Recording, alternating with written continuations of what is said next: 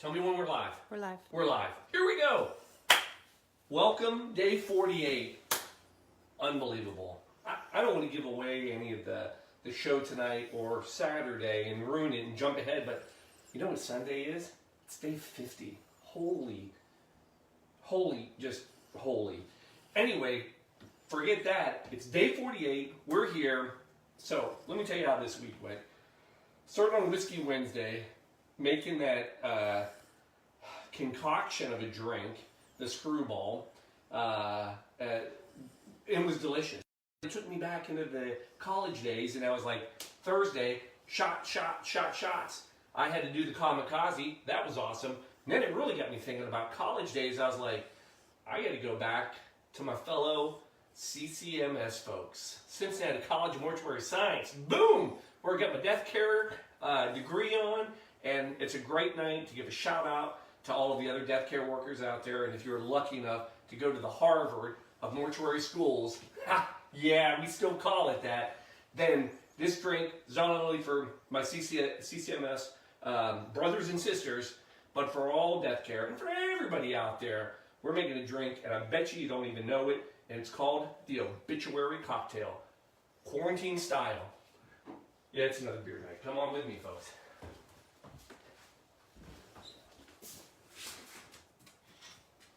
Just a little, yeah. I got it. Oh, I know. Blue Monkey Quarantine. In case you've been late to the show a few nights, sign's still there. Just reminding you. How many people want a shirt with that on it? Just give me a shout out. Raise your hand. All right. So, where are we? Quarantine. Oh, man. The Quarantine Obituary Cocktail. Now, I'm going to put a little ice on these right away. Got to get them cold. Now, let me tell you about this doozy of a drink. And it's a doozy. First of all, let me tell you where it's from. You got to go 1772. That's not when the drink was made, but that's where the bar was made that offers this delectable, enjoyable cocktail. And that is Lafitte's Blacksmith Shop in New Orleans. If you've never been, it's on Bourbon Street, but it's further down Bourbon Street. It's Bourbon Street, corner of Bourbon and St. Philippe. And this is a classic bar. So, how old is it? Well, depends who you ask. Some people say it's the oldest bar in the U.S. Is it the oldest bar in New Orleans? Yes. Is it the oldest bar that was in a former residence of a home in the U.S.? Yes. 1772, this thing is back there. So, what's a little bit of history of it? All right. Jean-Philippe and his brother, Pierre Lafitte. So they are smugglers, pirates, and they use this place to basically kind of their cover for all of the things that they run through. And anyway, that's kind of where it got its name. The only thing it probably never was an actual blacksmith shop. It was a residence. But if you ever really want to see or hear a great story, Jean-Philippe, again, he's a pirate. It's like a movie, this guy's life, because in the War of 1812, he basically helps Jackson defeat the British in a War of New Orleans, and in exchange, he gets a pardon for all of the pirating that he's ever done in his life, and he ends up becoming a hero. Like I said, it'd be a great movie. Anyway, fast forward. The cocktail does not come from 1772. Now, I'll tell you, there's not a ton of research on it. I was trying to find out where the name of this came from, right?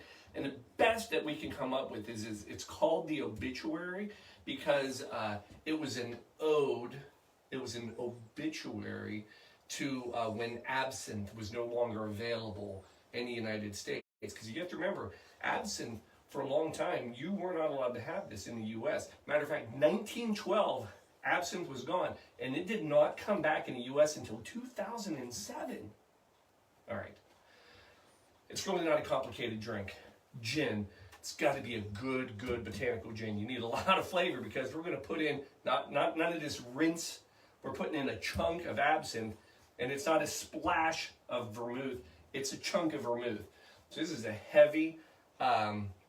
Again, some people say it'll wake up the dead. And again, I wanted a fun drink tonight because you know what? We did a corpse reviver. And I know there's a zombie out there, and Darcy, I love it. You said the embalming fluid drink. There's a lot of fun things, but the obituary, that's classic. That's the epitome of a death care worker. So anyway, here's what I can tell you. I really did a lot of research, and one thing I found out about this drink, here's how good it is and how New Orleans it is.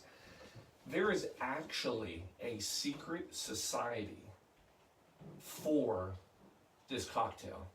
Now get this. The name of this society, it's called the Grand and Secret Order of the Obituary Cocktail.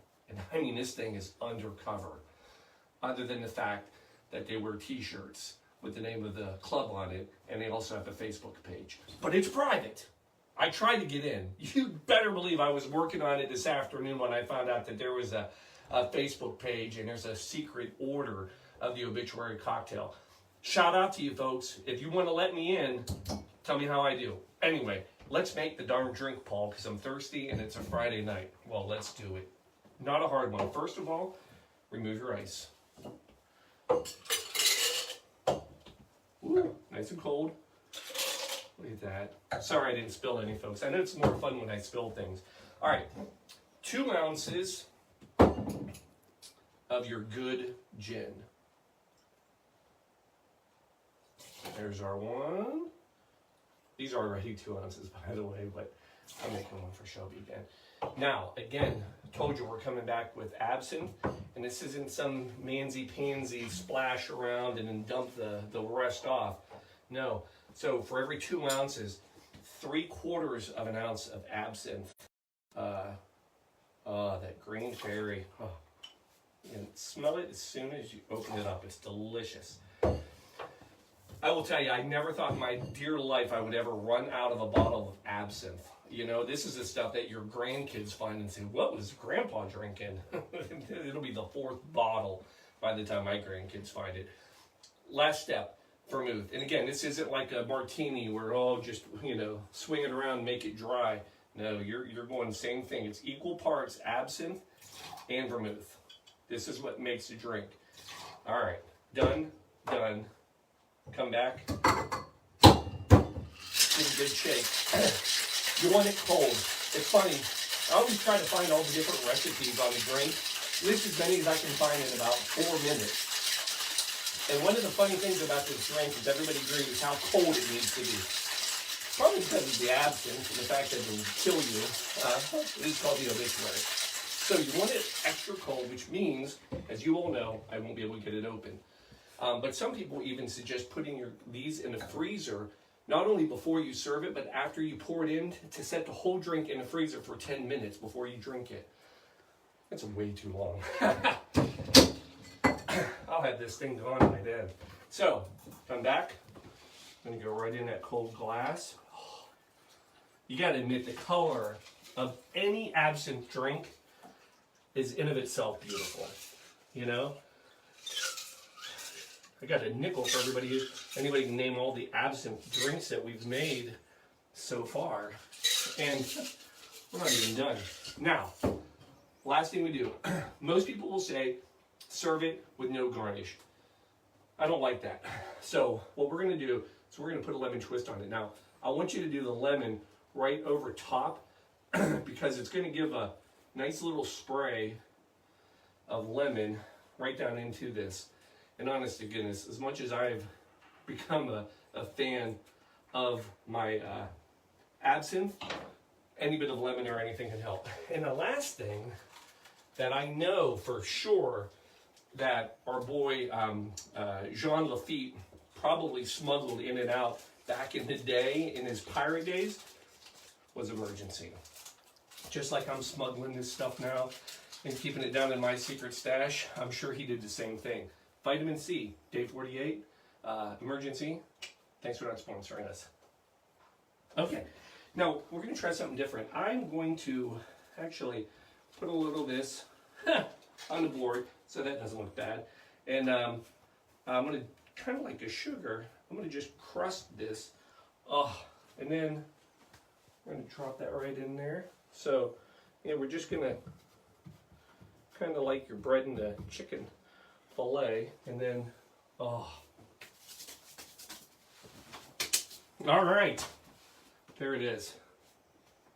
Let's see what we've got.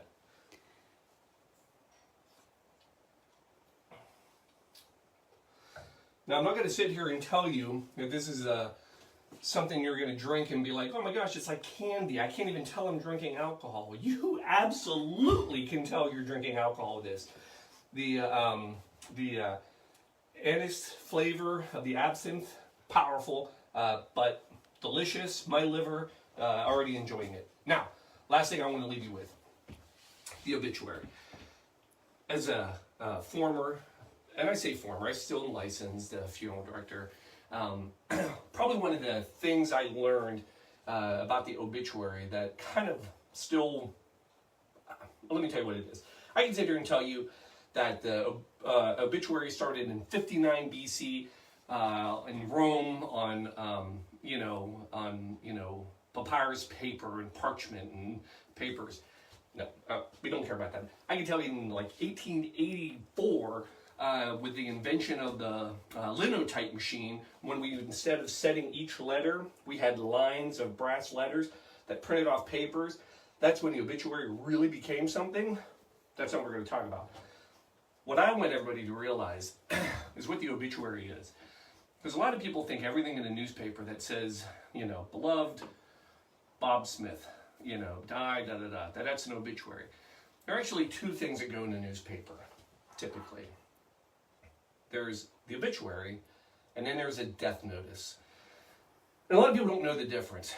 But in actuality, the death notice is what most people have in their life. And when you die, somebody like the family or the funeral director or somebody, they write up a lovely little piece. And that is what you're remembered by. That is your death notice. It's typically pretty simple. A lot of times it's shorter because you're paying for it. But the obituary, the obituary is actually different.